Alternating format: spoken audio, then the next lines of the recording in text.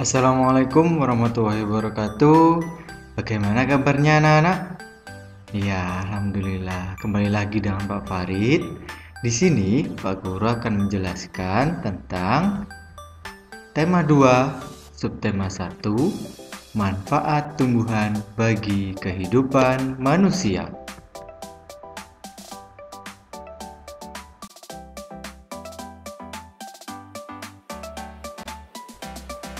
Pada kesempatan kali ini, Pak Guru akan menjelaskan tentang dongeng.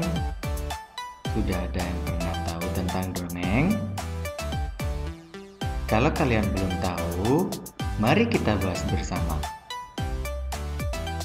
Dongeng merupakan bentuk sastra lama yang bercerita tentang suatu kejadian yang tidak benar-benar terjadi.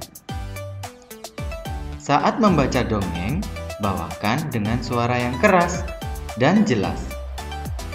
Kegiatan membaca dengan suara keras dan jelas dinamakan dengan membaca nyaring.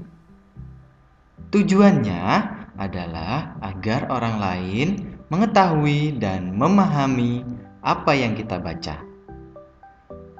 Berikut ada beberapa hal yang harus kalian ketahui tentang membaca dongeng dengan nyaring.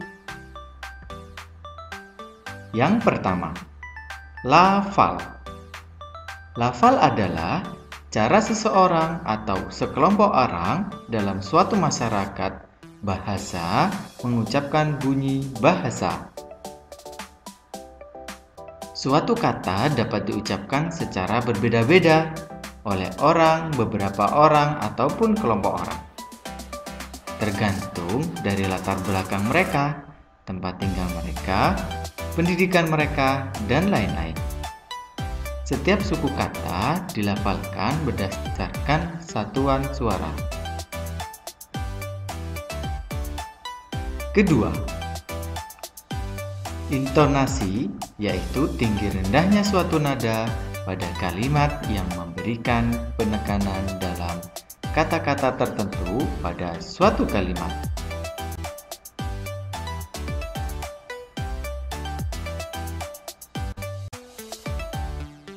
Selanjutnya yaitu ekspresi.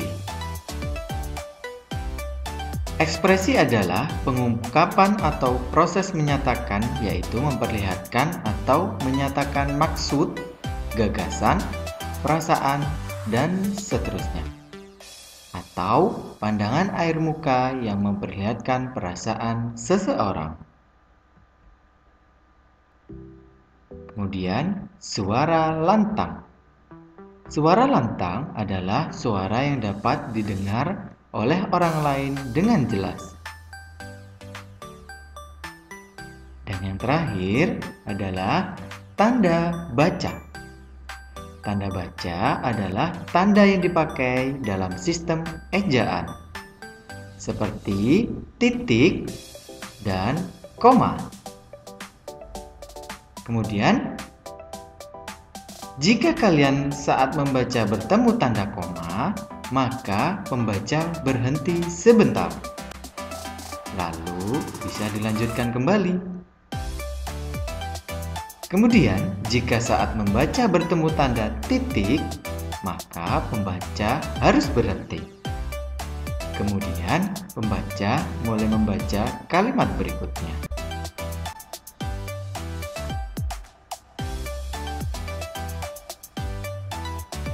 Di sini, Pak Guru mempunyai sebuah cerita dongeng.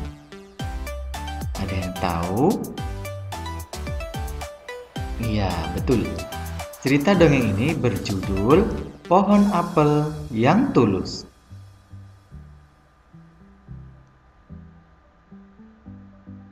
Dahulu kala, ada sebuah pohon apel yang sangat besar. Ada seseorang anak laki-laki bermain di sekitar pohon itu.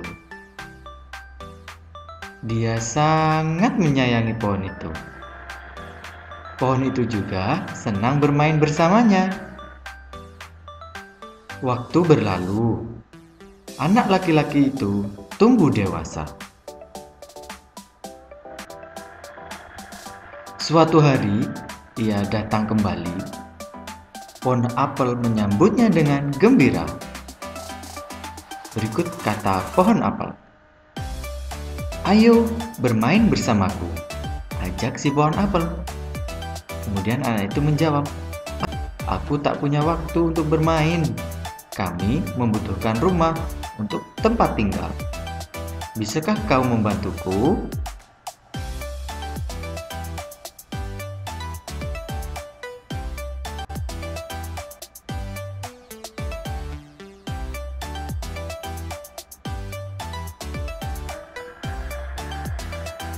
"Kamu boleh memotong cabang-cabang pohonku ini untuk membangun rumahmu," kata si pohon.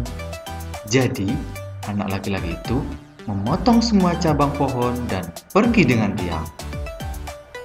Pohon apel itu senang melihat temannya bahagia. Tetapi, dia tak pernah kembali sejak saat itu.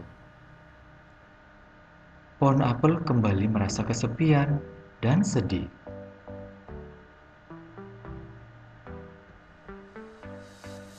Akhirnya, laki-laki itu kembali lagi. Laki-laki itu dan pohon apel sekarang sudah sama-sama tua. "Aku sudah tak bisa memberikan apa-apa," kata pohon apel. "Tidak apa-apa, aku hanya membutuhkan sebuah tempat untuk beristirahat," jawab laki-laki itu. "Baik, sisa batang pohon tua adalah tempat terbaik untuk bersandar dan beristirahat. Duduklah di sini bersamaku dan istirahatlah," kata pohon apel.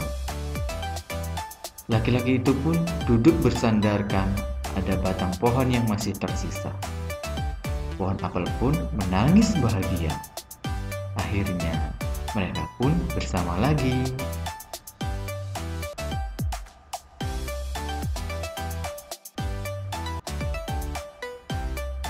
Setelah kalian tadi mendengar cerita tentang dongeng, berikut adalah karakter tokoh dalam dongeng.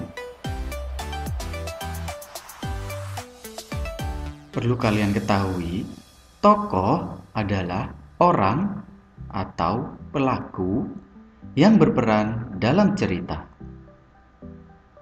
Macam-macam penokohan dilihat dari peranannya di dalam sebuah cerita. Tokoh dibagi menjadi 3 jenis. Jenis-jenis tokoh tersebut yaitu: 1. Tokoh protagonis. Ada yang tahu?